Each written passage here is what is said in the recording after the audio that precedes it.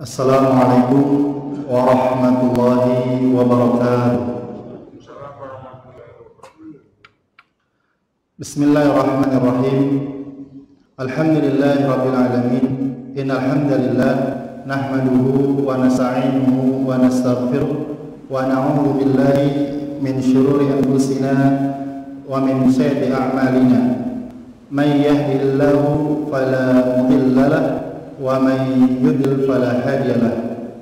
Wa asyhadu an la ilaha illallah wahdahu la syarika lahu wa asyhadu anna Muhammadan abduhu wa rasuluh. Allahumma salli wa sallim ala sayyidina wa habibina wa syafi'ina Abil Qasim Muhammad bin Abdullah sallallahu alaihi wasallam wa ala alihi wa ashabihi wa tabi'ina wa man tabi'ahum bi ihsanin ila yaumiddin. Rabbi shrah li sadri wa yassir li amri wahlul 'uqdatam min lisani yafqahu qawli. Subhanaka la ilma lana illa ma 'allamtana innaka antal alimul hakim. Amma ba'd. Jamaah salat maghrib, bapak-bapak dan ibu-ibu yang insyaallah dirahmati, diberkahi, diridhoi dan dicintai Allah Subhanahu wa taala. Marilah sama-sama kita panjatkan puja dan puji syukur kita kehadirat Allah Subhanahu wa taala yang telah memberikan kepada kita rahmat, nikmat, berkah, karunia dan mempertemukan kita pada kajian malam hari ini dalam keadaan sehat walafiat. Salawat serta salam semoga selalu senantiasa tercurahkan kepada junjungan Nabi kita Nabi Muhammad sallallahu alaihi wasallam beserta keluarganya, istri-istrinya, anak-anaknya, para sahabatnya, tabi'in, tabi'ut tabi'in dan orang-orang yang mengikuti jejak mereka dalam hal kebaikan sampai hari kiamat. Semoga kita semua bisa mengikuti dan mengamalkan sunnah-sunnah Rasulullah sallallahu alaihi wasallam dan meneladani jalan para sahabatnya. Allahumma amin. Quran dari surat Al-Ma'un. Pada pertemuan yang lalu saya sudah menjelaskan ayat yang pertama. Pada malam hari ini saya ingin menjelaskan ayat kedua sampai terakhir, yaitu ayat ke-7. Qala Allah Ta'ala, A'udzu billahi minasy syaithanir rajim. Bismillahirrahmanirrahim. Ara'aital ladzi yukadzibu bid-din fadzalikal ladzi yad'ul yatim wa la yahuddu 'ala ta'amil miskin fawailul lil musallin alladzina hum an salatihim sahun alladzina hum yura'un wa yamna'unal ma'un. Shadaqallahul adzim. Allah Subhanahu wa taala berfirman, aku berlindung kepada Allah Subhanahu wa taala dari godaan setan yang terkutuk. Dengan nama Allah yang Maha Pengasih lagi Maha Penyayang. Tahukah kamu Muhammad sallallahu alaihi wasallam siapakah orang yang mendustakan ad-din, yang mendustakan hari pembalasan? Orang yang mendustakan hari pembalasan adalah orang yang menghardik anak yatim dan tidak mendorong memberi makan kepada orang miskin. Maka celakalah orang yang sholat, yaitu orang-orang yang lalai terhadap sholatnya dan berbuat riya dan enggan memberikan bantuan.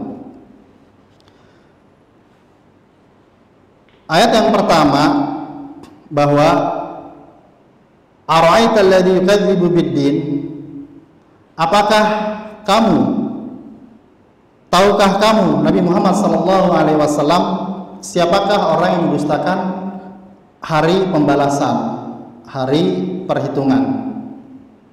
Di ayat kedua dijelaskan fadzalikal ladzi yadu'ul yatim, orang yang mendustakan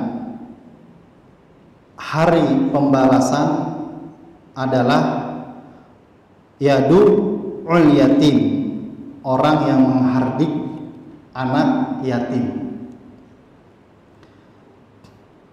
Di sini ada kalimat yadu'u. Yadu'u itu daf'an syadidan, mendorong dengan keras.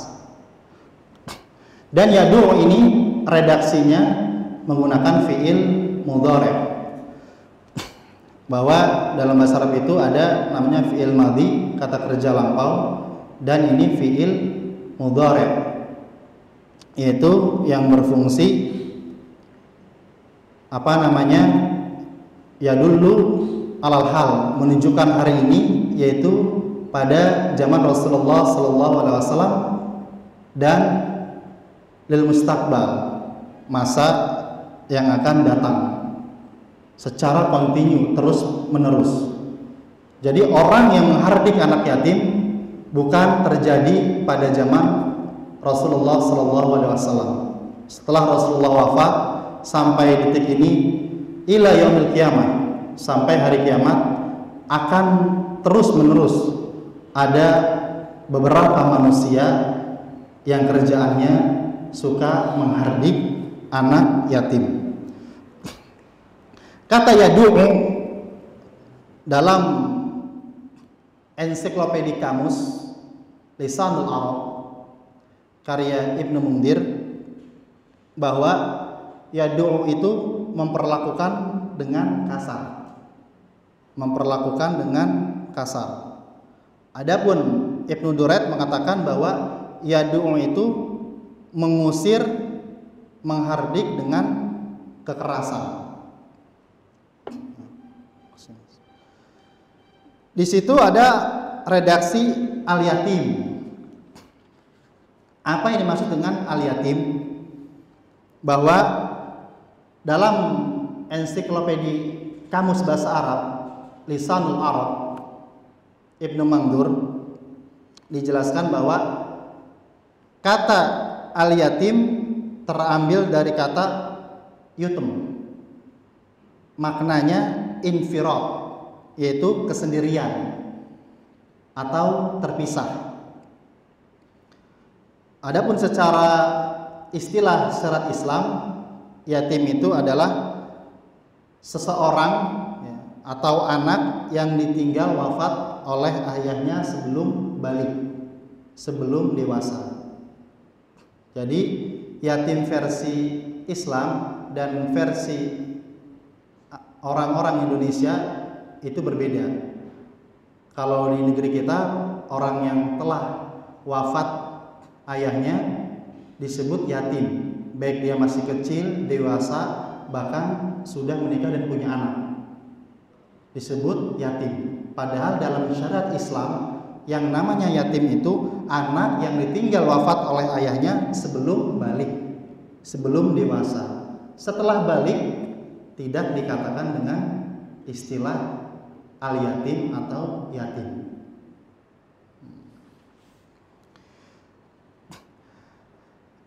Tafsir dari kalimat yadu'ul yatim, menghardik anak-anak yatim, sebagaimana menurut ahli tafsir As-Suddi, yadrimul yatim, yaitu menzolimi anak-anak yatim.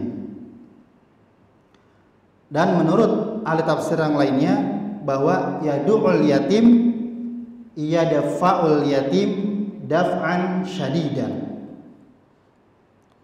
Maknanya adalah, tafsir dari yadu'ul yatim adalah membentak anak yatim, menghardik, dan memperlakukan dengan sewenang-wenang kepada anak yatim, mengabaikan anak yatim, berbuat kasar terhadap anak yatim, dan benar-benar benci,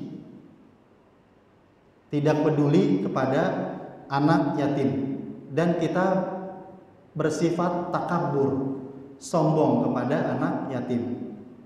Di antara asbabun nuzul, sebab turunnya surat Al-Maun ini, di antaranya adalah bahwa ada seorang bernama Abu Sufyan. Dia seorang yang kaya raya. Dalam riwayat dikatakan setiap hari itu menyembelih unta. Di riwayat yang lain dikatakan setiap seminggu sekali menyembelih unta. Ketika unta itu disembelih, lalu anak-anak yatim datang kepada Abu Sufyan untuk meminta daging sembelihan unta tersebut. Lalu Abu Sufyan mengetuk kepala anak yatim itu dengan tongkatnya dan mengusirnya. Lalu Allah Subhanahu wa taala turunkan surat Al-Maun kepada Nabi Muhammad sallallahu alaihi wasallam, "Fadzalika alladzi yad'ul yatim." Itulah asbabun nuzul, sebab turunnya surat Al-Maun. Bahkan di dalam surat ke-89 surat Al-Fajr ayat 17, Allah Subhanahu wa taala berfirman, "Kallabal la tukrimunal yatim." Janganlah sekali-kali jangan kamu tidak memuliakan anak-anak yatim. Ayat ini menegaskan bahwa anak yatim itu harus kita hormati, kita hargai, kita muliakan. Kenapa? Karena anak yatim itu doanya mustajab.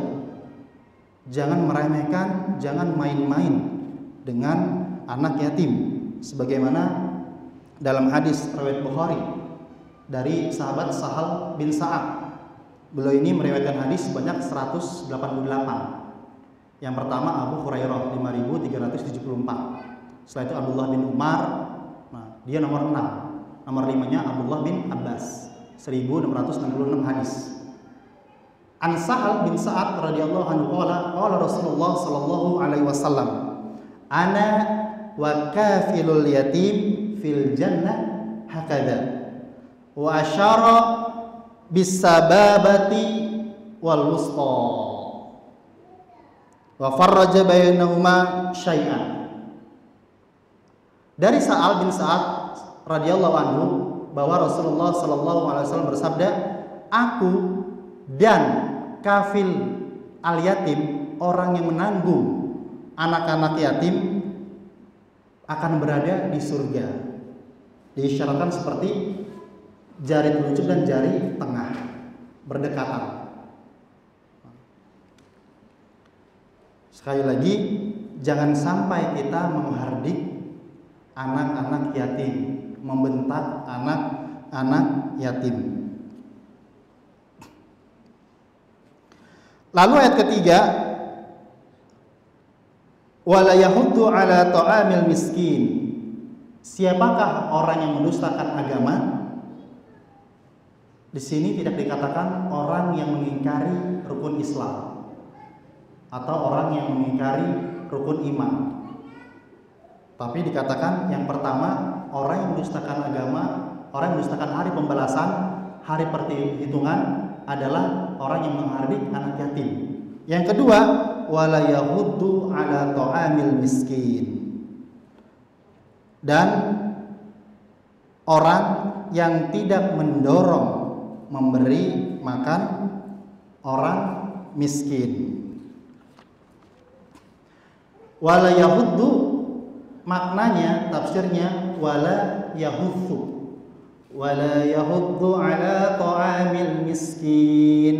Wala yahuddu ala ta'amil miskin. Dan redaksi lafaz surat Al-Maun ayat 3 ini, wala yahuddu ala ta'amil miskin, itu persis sama ada di surat 69, surat Al-Haqqah ayat 34, wala yahuddu ala ta'amil miskin. Adapun di surat ke-89 surat Al-Fajr ayat 18, Allah berfirman, wala tahadduna ala ta'amil miskin. Orang yang mendustakan hari pembalasan adalah orang yang tidak menganjurkan, orang yang tidak peduli untuk memberi makan orang miskin.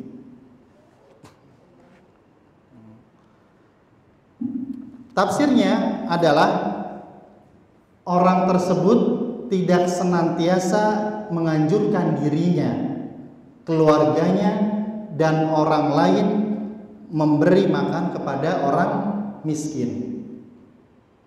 Dia tidak mampu untuk memberi makan orang miskin. Jika kita tidak mampu, kalau kita punya keluarga, kerabat, sahabat yang dia ekonominya lebih dari cukup, menengah ke atas, maka kita berbicara kepada keluarga kita, kerabat kita, atau sahabat kita, pentingnya memberi makan kepada orang miskin. Ini wala yahuddu ala ta'amil miskin. Dia tidak peduli, tidak menganjurkan dirinya, keluarganya, dan orang lain untuk memberi makan kepada orang miskin. Miskin itu definisinya orang yang mampu memenuhi kebutuhannya namun belum mencukupi. Di bawahnya miskin ada namanya fakir. Makanya ada 8 golongan yang berhak menerima zakat. Di antaranya fakir dan miskin. Lebih parah mana fakir dan miskin? Fakir. Makanya di 8 golongan itu yang pertama disebutkan fakir. Fakir itu definisinya orang yang tidak mampu memenuhi kebutuhannya. Makanya Rasulullah SAW berdoa doa adkar sabah wal masa, zikir pagi dan petang. Allahumma afini fi badani wa afini fi sam'i wa afini fi basari. Allahumma inni a'udzubika minal kufri wal faqr wa a'udzubika min adzabil qabri. Nah, Rasulullah berlindung dari kefakiran. Di lafaz yang lain, dalam riwayat yang lain, Rasulullah selalu berdoa, Allahumma inni a'udzubika minal faqri wal qillati wad dhillah. Ya Allah, sesungguhnya aku berlindung kepadamu minal faqri, dari kefakiran, wal qillah, dari serba kekurangan, wad dhillah, dari kehinaan. Tidak tertulis redaksi Allahumma inni a'udzubika minal miskin. Kita tidak boleh, kalau kita punya harta lebih, kalau ada tetangga-tetangga kita, wilayah kita yang merasa miskin, maka kita bantu. Sebagaimana dalam hadis diriwayatkan oleh Imam Al-Bukhari dari jalur sahabat Abu Hurairah, an Abi Hurairah radhiyallahu anhu qala qala Rasulullah sallallahu alaihi wasallam, as-sa'i 'alal armala wal masakin kal mujahidi fi sabilillah wa kalladhi yasumun nahar wa yaqumul lail. Orang yang berusaha memberi bantuan kepada para janda dan orang-orang miskin, kal mujahidi fi sabilillah, seperti bagaikan laksana orang yang berjihad, orang yang berjuang di jalan Allah Subhanahu wa taala. Wa kalladhi yasumun nahar, dan laksana ibarat seperti orang yang berpuasa di siang hari. Wa yaqumul lail, dan seperti orang yang mendirikan sholat di malam hari. Itulah pentingnya kita memberi bantuan kepada orang-orang miskin. Jangan sampai kita makan enak, kita minum enak, tapi kita tidak peduli, tidak mengkontrol tetangga-tetangga kita yang hidupnya serba kekurangan. Wallahu fi aunil abdi makanal abdu fi auni akhihi. Rawahu Muslim. Allah akan menolong seorang hamba selama hamba tersebut menolong saudaranya. Itulah yang kedua.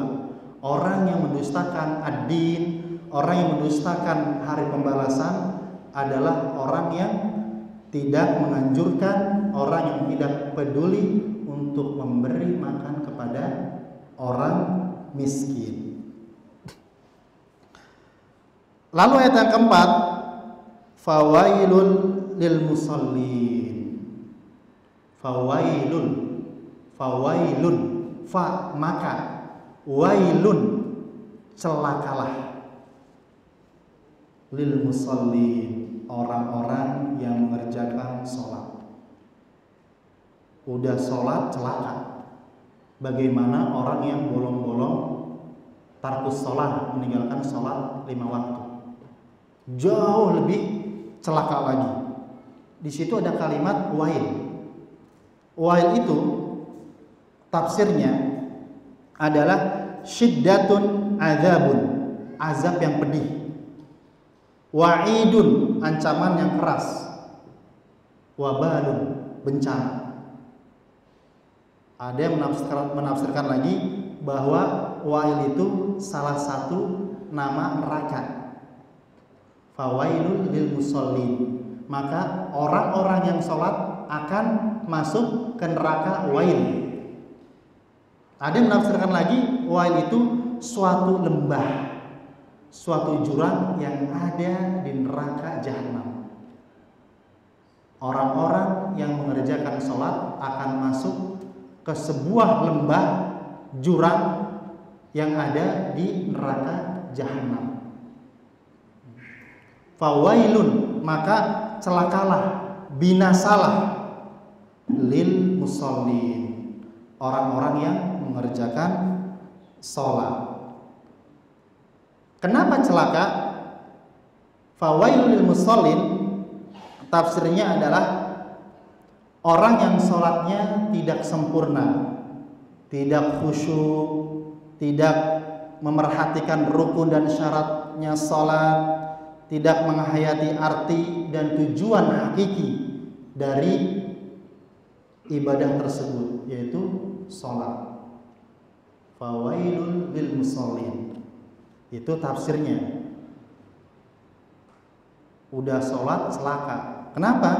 Karena sholatnya tidak sempurna, tidak khusyuk, tidak memperhatikan rukun dan syarat sholat, tidak menghayati arti dan tujuan hakiki dari sholat tersebut.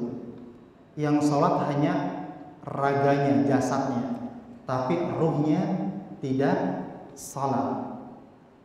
Ada yang menafsirkan bahwa siapakah orang-orang yang celaka dalam sholatnya di ayat berikutnya. Alladzina hum an salatihim sahun. Alladzina, orang-orang yang hum, mereka, an salatihim, yang sholatnya mereka sahun, lalai. Maka celakalah orang yang sholat, yaitu orang-orang yang lalai terhadap sholatnya.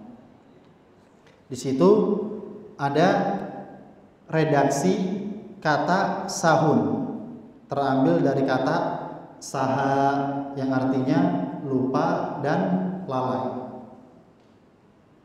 Adapun tafsir dari sahun ini sangat banyak sekali. Di antaranya saya ingin menyebutkan 4 saja. Yang pertama, tafsir dari kalimat sahun, orang-orang yang lalai terhadap sholatnya. Yang pertama adalah orang yang lalai tidak mengerjakan sholat di awal atau tepat waktu. sehingga mereka selalu sering menunda-nunda sampai akhir waktu, tidak menjaga sholatnya dengan baik. Padahal Allah Subhanahu wa taala berfirman dalam Quran surat keempat, surat An-Nisa ayat 103, "Innas sholata kanat 'alal mu'minina kitaban mauquta." Sesungguhnya sholat itu diwajibkan kepada orang-orang yang beriman dan sudah ditentukan waktunya.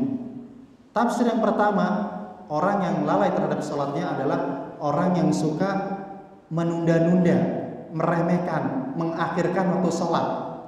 Bahkan misalnya asar jam 3, zuhur jam 12, sudah azan asar, dia belum sholat zuhur juga. Sholatnya dirapel, dikodok. Itulah kerjaannya orang munafik.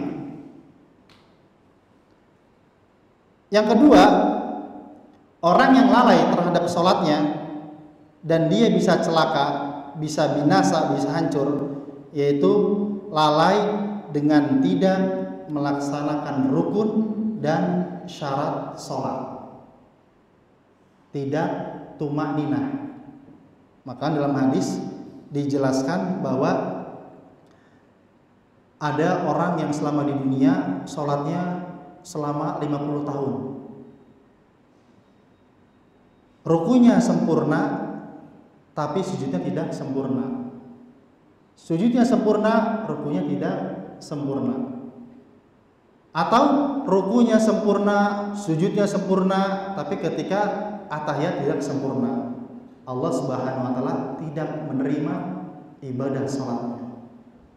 Kita hidup di dunia beribadah salat selama 40, 50, 60 tahun, tapi Allah tidak menerima salat kita. Sebagaimana masih pada umumnya ketika bulan Ramadan, tarawih, orang membaca Quran itu seperti kita naik motor atau mobil gas 5 atau gas 6. Bahkan di Jawa ada tarawih 23 rakaat selesai dengan waktu 7 sampai 10 menit. Yang sudah tersebar di media, di TV. Dan yang ketiga, orang yang lalai dalam sholatnya adalah orang yang tidak menjaga kekhusyuan dalam sholat.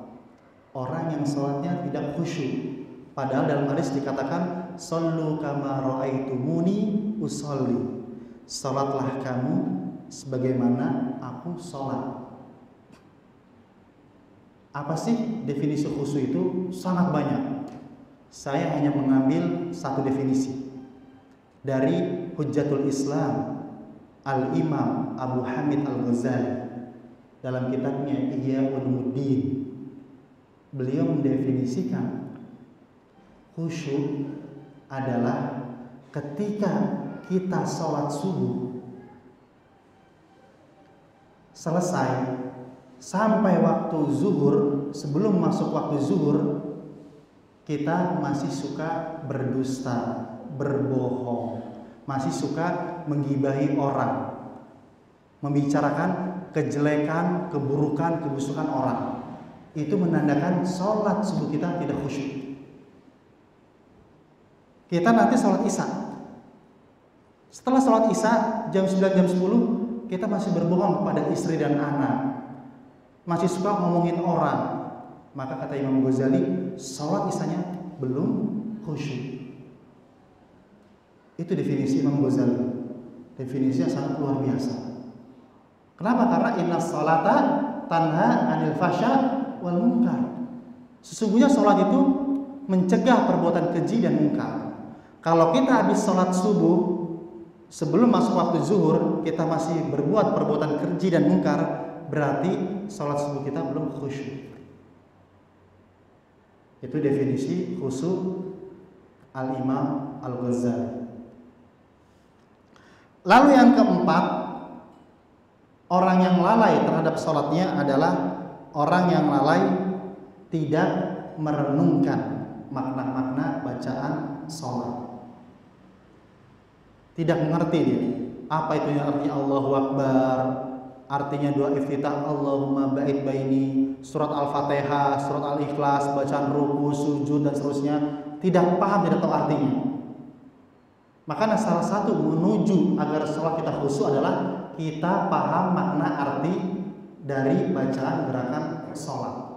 Jangan sampai kita sudah bertahun-tahun sholat nggak paham arti duduk di antara dua sujud. Rabbighfirli warhamni wajburni wahdini warzuqni, nggak tahu artinya kita. Doa tahiyat juga tidak tahu. Itulah alladzina hum an salatihim sahun. Orang yang mendustakan hari pembalasan adalah yang pertama orang yang menghardik anak yatim, yang kedua orang yang tidak menganjurkan, tidak peduli untuk memberi makan kepada orang yang miskin, yang ketiga orang yang lalai terhadap sholatnya. Lalu ayat yang kelima, alladzina hum yura'un. Orang yang mendustakan hari pembalasan adalah orang-orang yang berbuat riya. Kata yura'un terambil dari kata ro'a atau ru'yah yang artinya melihat, memperlihatkan. Definisi riya dalam syariat Islam adalah orang yang mengerjakan amal soleh, mengerjakan ibadah, niatnya bukan mengharap mencari ridha Allah Subhanahu wa Ta'ala. Niatnya apa? Agar dilihat dan dipuji, disanjung oleh manusia. Di antara amrodul qulub, penyakit-penyakit kolbu, penyakit-penyakit hati, yang termasuk syirik kecil. Jadi asyirku naw'an. Syirik itu ada dua jenis, dua macam. Yang pertama asyirkul akbar, syirik besar, menduakan, menyekutukan Allah Subhanahu wa Ta'ala. Yang kedua syirkul asghar. Riya ini termasuk syirkul asghar, syirik kecil. Adapun berbohong, pendendam, berzina, mencuri, mabok dan lain sebagainya, bakhil, tamak, rakus, Rasulullah tidak kategorikan dengan syirkul asghar. Tapi riya ini bisa dimulai di awal, bisa di tengah, bisa di akhir. Dan riya ini termasuk al-kabair, dosa besar. Riya itu amrodul qulub, penyakit hati. Adapun ikhlas, ibadah hati. Dan ayat keempat, ayat kelima ini dan keenam ini diantara sifat-sifat orang munafik. Sebagaimana Allah Subhanahu wa Ta'ala berfirman dalam Quran surat keempat, surat An-Nisa ayat 142, innal munafiqina yukhadi'una Allah wa huwa khadi'uhum wa idza qamu ila shalah qamu kusala yura'una an-nas wa la yadhkurunallaha illa qalila. Sesungguhnya orang-orang munafik itu hendak menipu Allah Subhanahu wa Ta'ala, dan Allah Subhanahu wa Ta'ala membalas tipuan mereka. Dan orang-orang munafik ini jika mengerjakan sholat qamu kusala, malas, yura'unan nas, agar dilihat, disanjung, dipuji oleh manusia. Dan orang-orang munafik ini tidak berzikir, tidak mengingat Allah Subhanahu wa Ta'ala illa qalila, kecuali sangat sedikit. Kalau kita melakukan perbuatan sombong, perbuatan ujub bangga diri, atau bakhil, pelit, tamak, rakus, kita berdosa. Tapi kalau kita melakukan perbuatan riya, misal kita pergi haji, lalu niatnya agar dilihat, disanjung, agar supaya dipanggil dengan istilah Pak Haji. Padahal istilah itu tidak masalah buat kita, karena itu adat Indonesia. Agar supaya kita rukun Islam kita sudah sempurna, pergi haji. Nah, niatnya udah salah. Maka sebagaimana dalam Quran surat Al-Baqarah dijelaskan ayat 264, riya itu seperti debu yang menempel di batu licin, lalu turun hujan deras, lalu hilanglah debu tersebut. Jadi kita sudah capek-capek mengumpulkan dana, harta, tenaga, mempelajari rukun dan syarat haji, ilmu haji, lalu kita niatnya ria agar disanjung oleh manusia, maka hangus, musnah, hancur amal ibadah haji tersebut. Sebagaimana Allah berfirman dalam Quran surat ke-25, surat Al-Furqan ayat 23, wa qadimna ila ma 'amilu min amal faj'alnahu haba'an manthura.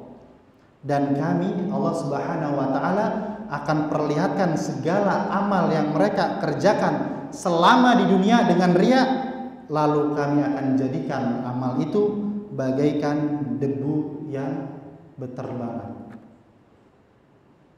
Na'udzubillah min dzalik. Makanya ada doa yang sangat bagus yang Rasulullah ajarkan agar supaya kita terhindar dari penyakit riya, penyakit syirkul asghar, syirik kecil ini. Hadis riwayat Ahmad dalam musnadnya. Allahumma inni a'udzubika an usyrika bika wa ana a'lam wa astaghfiruka lima la a'lam. Ya Allah, sesungguhnya aku berlindung kepadamu dari dosa riya yang aku sadari, dan aku memohon ampun kepadamu atas dosa-dosa yang tidak aku ketahui. Bagaimana tips cara agar supaya kita dalam melaksanakan ibadah amal soleh yang wajib maupun yang sunnah tidak terjangkit di kolbu, di hati kita penyakit riya? Yang pertama, kita harus ikhlas dan mengikuti sunnah Rasulullah Sallallahu Alaihi Wasallam. Yang kedua, doa tadi.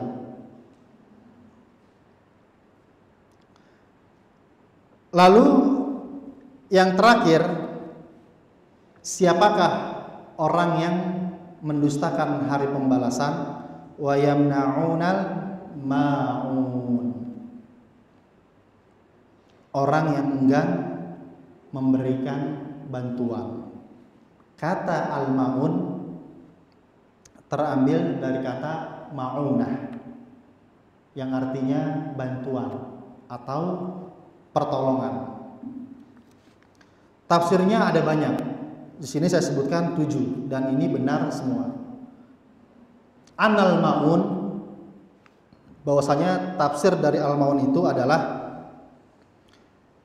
az-zakah, orang yang enggan membayar zakat. Tahunnya hanya zakat fitrah setahun sekali ketika bulan Ramadan. Padahal dia punya perikanan, punya peternakan, punya tumbuh-tumbuhan, tanaman, dia tidak tahu zakatnya. Enggan membayar zakat.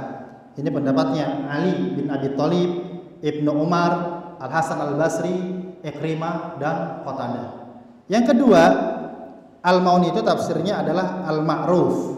Ini pendapatan Muhammad bin Ka'ab, yaitu enggan untuk berbuat kebaikan. Yang ketiga, tafsir dari al-ma'un adalah at-ta'ah. Pendapatnya Abdullah bin Abbas, sepupu Rasulullah Sallallahu Alaihi Wasallam. Pada pertemuan yang lalu saya ingin meralat, saya menyampaikan bahwa Ibnu Abbas itu keponakan Rasulullah. Salah, bahwa Ibnu Abbas itu bukan keponakan tapi sepupu Rasulullah Sallallahu Alaihi Wasallam. Karena Abdullah bin Al-Abbas, karena Abbas itu pamannya Rasulullah Sallallahu Alaihi Wasallam. Pamannya Abdullah Abbas dengan ayahnya Muhammad Abdullah atau Abdillah, adik kakak. Kata Ibnu Abbas, al-ma'un itu orang yang enggan untuk berbuat ketaatan kepada Allah Subhanahu wa taala. Yang kelima, pendapatnya Sa'id bin Al-Musayyib dan Az-Zuhri bahwa al-ma'un itu adalah annahu al-mal bilisan Quraisy. orang yang enggan mengeluarkan harta. Jadi dia bakhil, bukhala. Al-bakhilu aduullah. Orang yang pelit adalah musuh Allah. Dia tidak mau berinfak, tidak mau bersedekah. Lalu yang kelima, al-maun ini tafsirnya adalah annahu al-ma, yaitu air, ya, air. Yang keenam, al-maun ini tafsirnya ma yata'awaruhun nas bainahum mithlu ad-dalwi wal kidri wal fa'si, yaitu peralatan rumah tangga. Ini pendapatnya Abdullah bin Abbas. Seperti apa? Seperti timba atau ember, panci, kampak, piring, gelas dan sejenisnya. Jadi ketika ada tetangga kita ingin pinjam kepada kita sebuah ember atau piring atau gelas, wa yamna'una ma'un, kita enggan memberi bantuan kepada tetangga kita. Dan yang terakhir, yang ketujuh, al-maun itu tafsirnya adalah man'ul haqqi, yaitu enggan terhadap kebenaran. Ini pendapatnya Abdullah bin Umar. Wa yamna'una ma'un, enggan menerima kebenaran, menolak kebenaran, dan termasuk sombong. Al-kibru batarul haqqi wa ghamtun nas. Sombong itu, takabur itu batarul haqqi, menolak kebenaran, wa ghamtun nas, dan meremehkan orang lain. Nah, itu tafsir dari surat Al-Ma'un, bahwa orang yang mendustakan hari pembalasan, yang pertama adalah orang yang menghardik anak yatim, yang kedua orang yang tidak peduli menganjurkan memberi makan kepada orang miskin, yang ketiga orang yang lalai terhadap sholatnya, yang keempat orang yang berbuat riya dalam beramal soleh, dan yang terakhir orang yang enggan untuk menolong orang lain. Adapun yang terakhir, fadilah, di antara fadilah surat-surat Al-Maun ini, di antaranya di dalam kitab Ad-Dur An-Nazim, Imam Abdullah Al-Yafi Asy-Syafi'i, beliau mengatakan bahwa ini bukan hadis, tapi ini tajribah eksperimen para ulama. Ketika kita mempunyai hajat, kita mempunyai permintaan kepada Allah Subhanahu wa taala berbagai macam hajat, tapi sampai detik ini belum dikabulkan doa kita, maka caranya dengan wasilah perantara surat Al-Maun adalah ketika kita bangun tidur, sebelum kita berbicara apa-apa, doa bangun tidur, maka kita membaca surat Al-Maun.